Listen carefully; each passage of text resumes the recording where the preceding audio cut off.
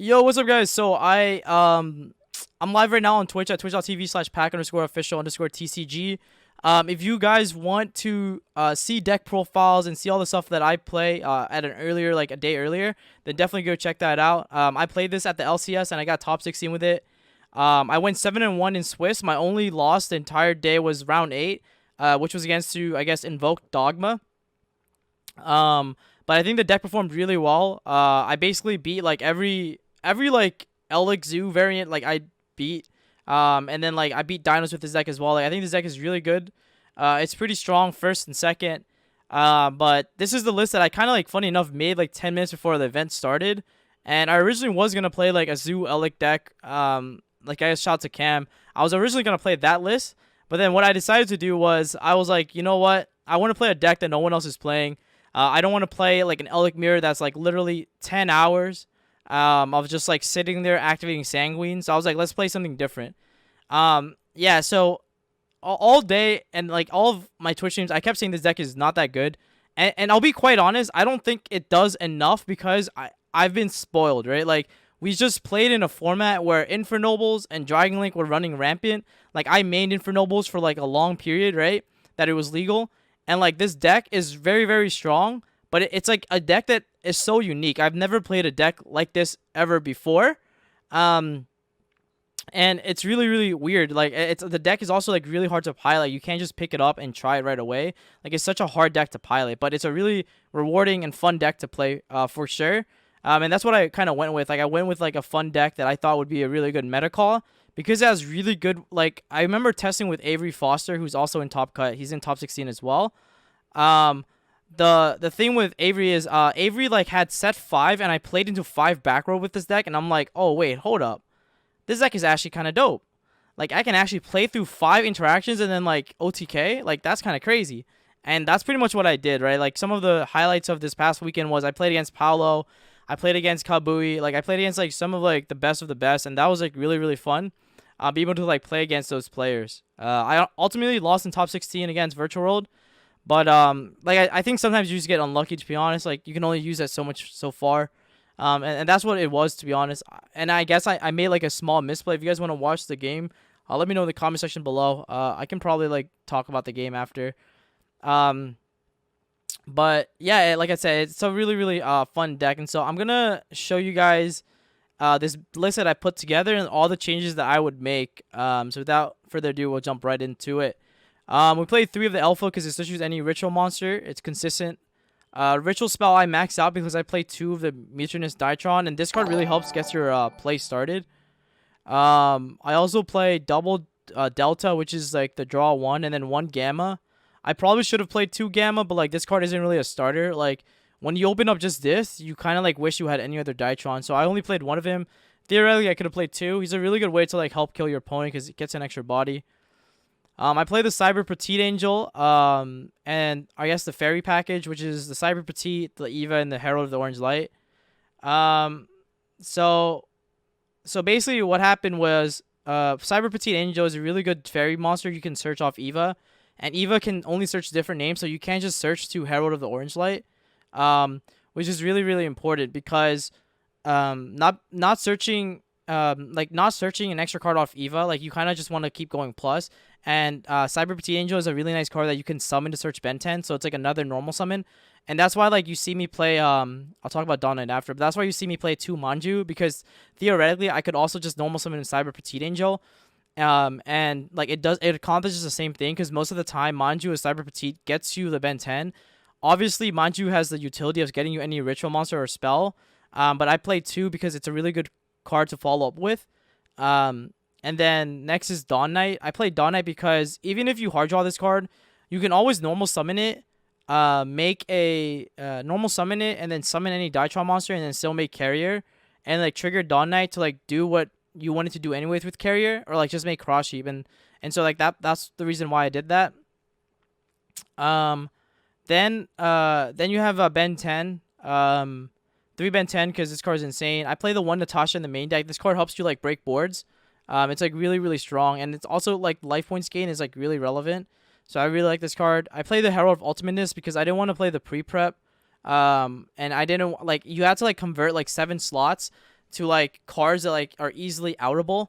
I just played a Herald of Ultimateness because it's only a 1 card engine per se. Like it's really easy to summon in the Drytron deck, and like you don't really need to you don't really need to like do anything special. Like you can just easily summon this card, which is why I really like it. I figured that a 1 card engine per se, I don't know if that's the right word, is better than playing like the whole double triple prep, double ritual spell, double, like, because the ritual spell is a brick, and I just wanted to not play any bricks in my deck. Like Eva's not really a brick because like theoretically like these are normal summonable cards that can Eva, Dawn Knight, and Petite are all cards that you can normal summon and play with. That's why I play them. And then the ratio for the Megalith monsters I really liked was the 2 Bethor, the 2 Full, and the 1 Allfiel.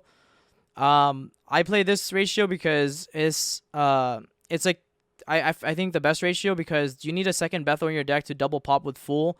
Sometimes you pop going second and you want to have another pop on your opponent's turn if you can't kill them after you break their board. And Ophiel is one of the best one, being able to search you any Megalith monsters from your deck to your hand. Cyber Emergency is really strong. It's basically another rotor for the deck, and it can't really be negated. Fafnir is really strong, being able to add any Drytron spell or trap from your deck to your hand. The Nova is really strong as well, being able to special summon any Drytron monster from your deck. It's basically E-Telly, so I really like that. The Mutants Drytron, I play it too because I was worried that if one of them gets DD crowed, I always want to make sure I have a second one in the deck, and then the second one actually comes up if your hand's like insane. And then hard opening this card is like not the worst, so like I figured playing 2 was fine. But it's kind of like invocation for the deck. It's like really strong. I really like this card. And then we play triple Preparation of Rites for consistency to bend 10.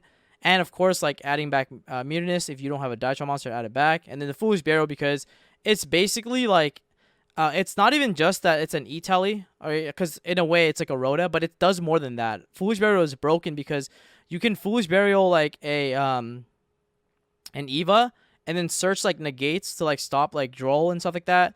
Like this card is like really strong. Like its flexibility is really nice because one game like I didn't have access to bend 10, so like I went Foolish Burial the bend 10. I went Fusion Ritual Spell to summon back bend 10, Tribute bend 10, and then played from there.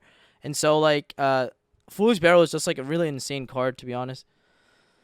My extra deck is 1 Zeus. I never summoned any of these cards, like the Zeus, the Downward, the Lyrillist, or the Tornado. I just killed my opponent every single time. So like I never made any of these cards. Access Code I summoned a bunch, Appaloosa I summoned a bunch, Cross I summoned a bunch, Geonator I summoned a bunch. I outplayed everyone with this. IP I summoned a bunch. This Nightmare Engine is really good to like out stuff. Karibo is just really good for being level 1. Anima I never summoned, but theoretically I could have. And then Union Carriers, I probably wanted to play 2 of this. I definitely missed not having a second Union Carrier. This card was insane for the deck. If I had a second one, this card, it would actually be so insane. I definitely needed a second one of this. So I would probably replace the Anima with a second Union Carrier, for sure. Also, like, replace Downward Magician. Like, there's no need to, like, play this card, to be honest. And then, Triple Ash, Triple Nibiru, 3 Triple Gamma. I expected a lot of Virtual World. So, he said it's, like, basically, like, there's a lot of Virtual World I thought would be at the event. And I played these hand traps because they were the best hand traps against Virtual World. And then I played the one of Lancia because it's searchable. Going first, like, you basically can't get evenly matched. Like, you can stop Extravagance, Desires. Like, against Virtual World, it's like auto win, because you have like a full board plus Lancia. It's like really insane. And then for the back row removal, I just played Reboot, Feather Duster, Twin, because most of the time you can play into back row decks anyways. So I figured that like Reboot, Twin, and Feather Duster was like okay to just play.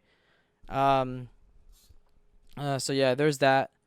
So that's pretty much the deck. So here's my thoughts on the deck. Like, I just don't, like, I think the deck is not an easy deck to play. Like, the combo is like not that obvious. Like, I even misplayed during the tournament a couple times, like towards the end, cause like I just like forgot the sequencing.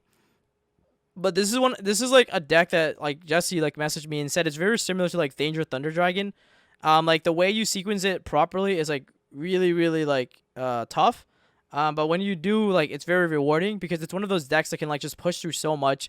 And yeah, like I would say it's like probably one of like the hardest decks I've ever played.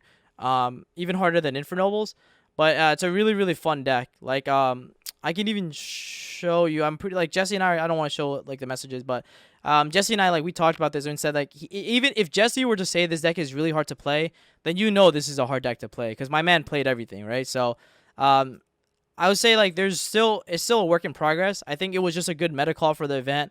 It was like a fun deck I decided to take last minute. Um and yeah, I mean I have no regrets. I just didn't want to play like any Elic deck. I didn't want to play the Zoo deck. I didn't want like those decks were just like I said before the event started. I told my stream like, yo, if I play those decks, like I'm not gonna have fun. And that's essentially what my plan was. I wanted to like have fun while playing like a different deck, and this was exactly it for me. Um, so yeah, I mean, I think it was really really fun.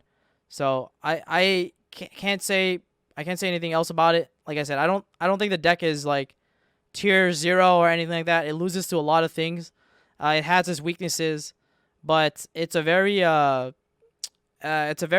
interesting deck and has a lot of different ways you can build it. So I look forward to see what other people will do with this deck. To be honest, um, and like I said, I always preach that like you should be prepared for every deck, and when you don't test against these decks, it's really easy to get punished. And so that's all it is. But anyways, guys, thank you for tuning into this YouTube video, and I'll see you guys in the next one. Peace.